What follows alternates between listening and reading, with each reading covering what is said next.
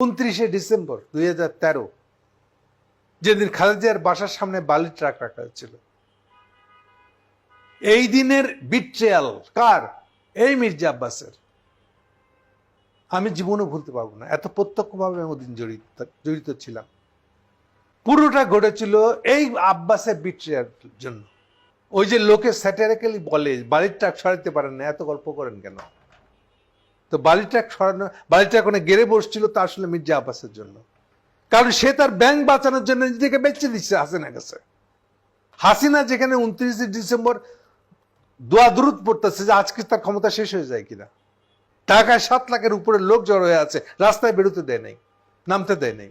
এই আব্বাস একসঙ্গে মেরোনোর কথা ছিল মালিবাগের রেল গেটের ওখান থেকে, 1.5 থেকে 2 ঘন্টা আটকে রাখছিল, অপেক্ষা করে রাখছিল জামাতে ইসলামের সমাবেশ মানে লোকজনদেরকে। ও কি রাস্তায় ওখানে ঘুরে ফিরে বেরোনো সম্ভব? তাও তারা অপেক্ষা করছিল। আব্বাস বলতেছে এই আসছি আমরা, ফাইনালে আসে নাই। ফলে জামাতে ইসলাম একা যেমনি মিছিলটা বার করে সাথে সাথে পুলিশ গুলি করে এবং ওই স্পটে 2টো জামাতের কর্মী মারা যায়। এগুলো আমরা ভুলে গেছি, আমরা জানি না।